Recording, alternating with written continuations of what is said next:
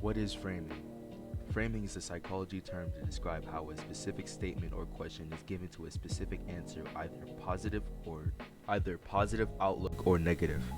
In a given scenario, you are in a grocery store and you see 70% fat free and feel excitement, while the other way you could view this information as 30% fat. Now let's get into the skit we have made for the framing effect. Yo, my man, are you good? What's up? Are you good? Nah, bro, I'm feeling kind of sick. Like, I got cold, yeah. Well, I got just this thing for you. What? This right there. No cure cold right now. On the spot. Just need a little sip. Sure. Yeah. Do it. 3% chance that I die? What?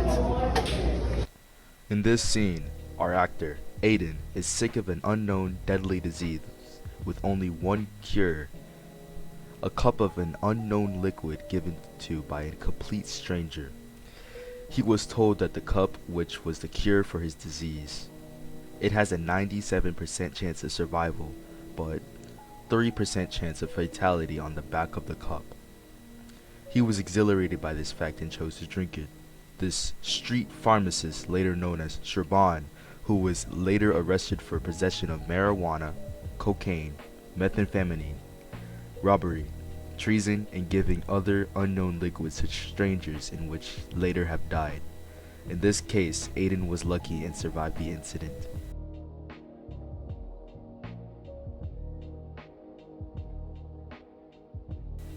The just world phenomenon is a tendency to believe the world is just, and people get what they deserve no matter the consequences. Examples such as racism, xenophobia, and other major events of this phenomenon taking place. We have produced a skit to illustrate a real-world example of how this phenomenon is in use. This man here is homeless. Huh. Maybe he's lazy. Aiden. A student witnesses this man sleeping and figures this homeless man is lazy, a bum, and does not like to do anything productive. The truth is that Hossein was the owner of a multi-billion-dollar business called Get a Burger, which was a highly successful business that fell into bankruptcy when Hossein's accountant ran with his billions, leaving his accountant to the amount of goose egg, which is zero for those who do not know what a goose egg looks like. Representative heuristic is a psychology term to describe the false judgment of another person or an event with zero evidential backing. Now let's get into the skit produced for this term.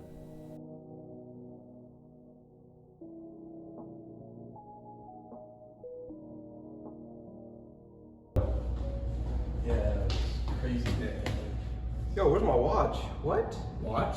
Watch? You didn't see a watch? He took your watch. He took your watch. I didn't steal. In this scene, a watch was stolen. The person accused, Mr. Shokai, was accused by a man named Aiden that he had stolen the watch. The person with the missing watch, Srabon, immediately believes Aiden that Mr. Shokai had stolen the watch because of his race. I'll give you 5 seconds to decide who had really stolen the watch.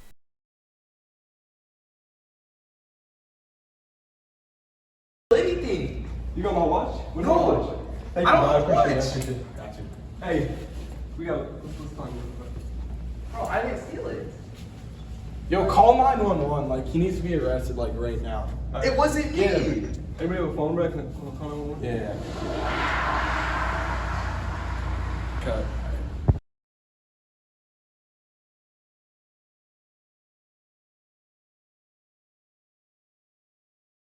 Officer. This guy right here. Watch over. I'm telling you, it's not me. It's him. It was him? It was him. It was him. Sir, you're under arrest. He stole the watch. Take him away. Take him away, officer. Bye. Mr. Shokai was convicted and pled not guilty, in which the jury found him guilty and he was sentenced 2 years for robbery. He was later released and sued the department for $20 million and lost. To this day, the officer serves in the Chambly Police Department. Although this scene is completely satire. This does prove a real-world example of how these situations occur. Officers have a higher probability to believe a Caucasian male over an African American male just because of their race. These kinds of people assume to believe that black people steal, rob, murder, and therefore falsely arrest them based on no evidence.